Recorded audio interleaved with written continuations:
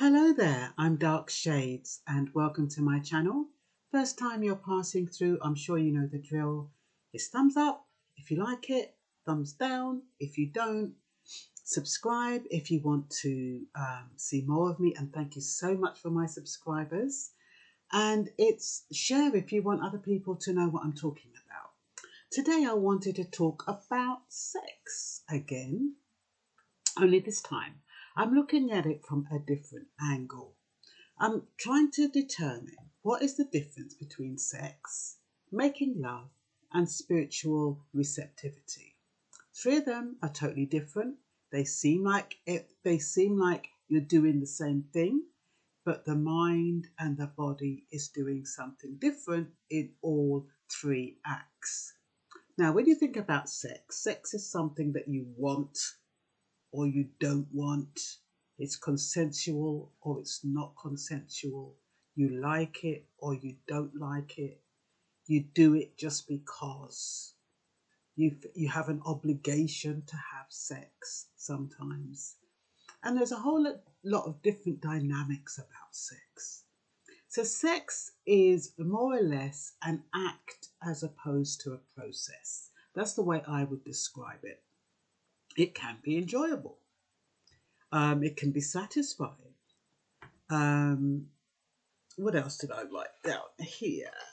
Sometimes it depends on what's going on. Sometimes it's a release. At the end of the day, you're just like, I've had such a restless day, especially for men sometimes.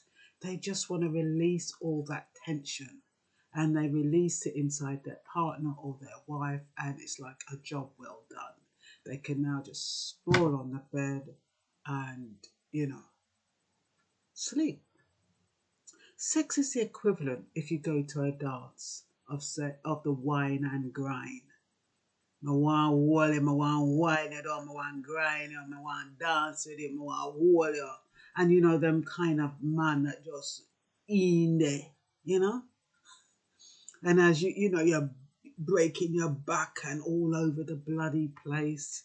Remember those kind of dance where you had to be really agile. In Lovers Rock days, you think you could stand up and just do a little wine on the dance floor?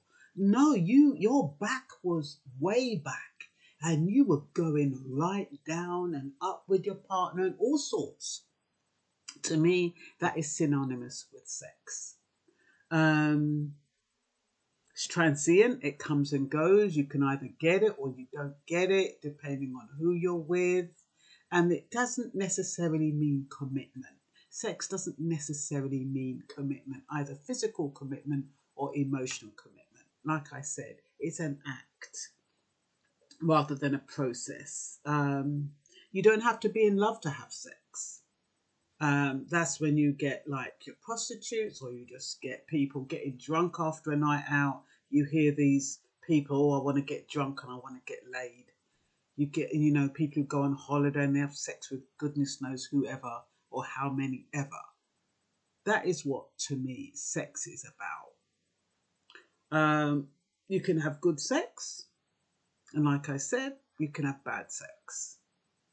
You can have uncomfortable sex, and like I said, you can have sex through rape, abuse, force, or other kinds of ways, which is very unpleasant.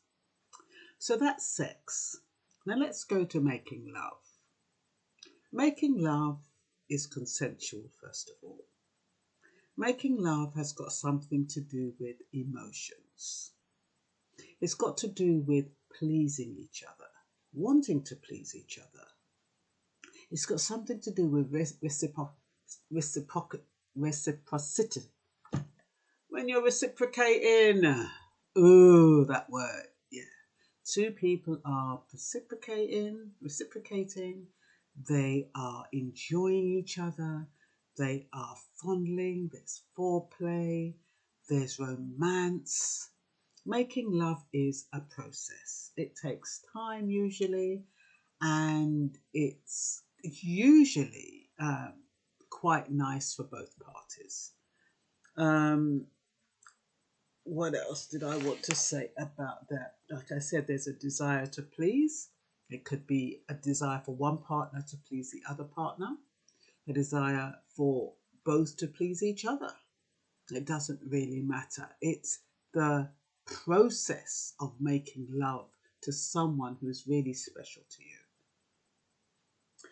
Usually you're emotionally connected, and there's a focus on making the other person feel loved.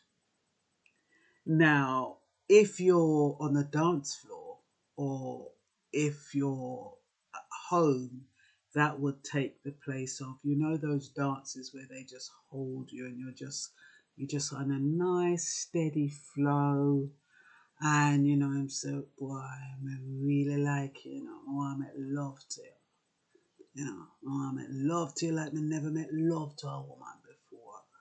And you have all of that kind of swaying and to and fro. And there's a sense, like I said, of reciprocation, a sense of movement, flow, and ebb. And that is making love. So, what is spiritual receptivity? Well, if I was to describe that in a dance, those dances where you don't move and the two of you are you're not moving, but you might just be moving. You know what I mean? And then you might just give a little twist and you might just, you know what I mean? That is what spiritual receptivity is like. If I was to compare that on the dance floor, I'm sure many of you have had one of those dances and you're just lost in the dance.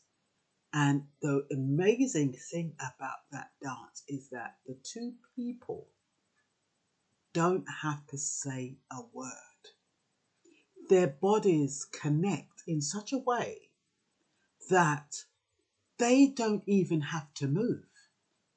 And if they do move, it's so slight, but it's significant. It's measured. It's not nothing, no moment is taken for granted.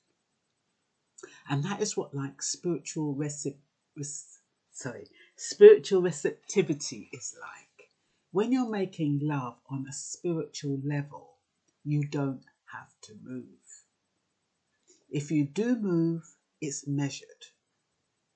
There's no words, there's no hype, there's no excitement. There's a self-awareness, or there's an awareness of what is going on in each person's body, what they're doing with their body. There's a mindfulness going on. You're very aware of every single motion. You're aware of every single sensation. That is, and you're there to receive as women. You're there to receive, and the man is there to give. And it's done in such a tender way that, like I said, it's almost like it's magical. It's what do they call it? Ethereal. I think that's the word they call it. It usually happens to spiritually connected partners, soulmates. It's gentle. There's an air of stillness. There's focus. There's no jigging up and down and pushing it in and cocking up your leg and twisting you around and give me the back shot and all that. None of that. It's just a measured, methodical, reciprocal act.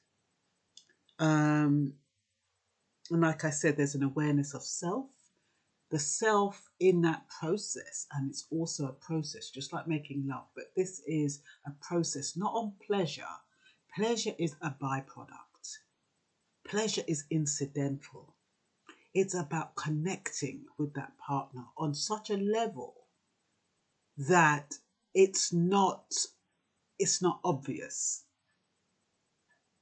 So there's an appreciation and embracing the experience. And it's a need, it's not a want. It's almost like you actually need it. It's needed as a part of fulfilling you as a whole person, as opposed to number one, the sex. You just want it, you do it, you have it, boom, boom, boom, or making love. It's you can either want it or you need it, but it's just a mutual arrangement. But with a spiritual receptivity, you don't even have to speak. You don't have to talk. It's almost like the two bodies talk to each other. The two people don't have to speak to each other. And there's this unwritten or unspoken language that only those two understand. And so I hope that I've explained the three of them well enough in a short enough time. And that's all for now. Bye-bye.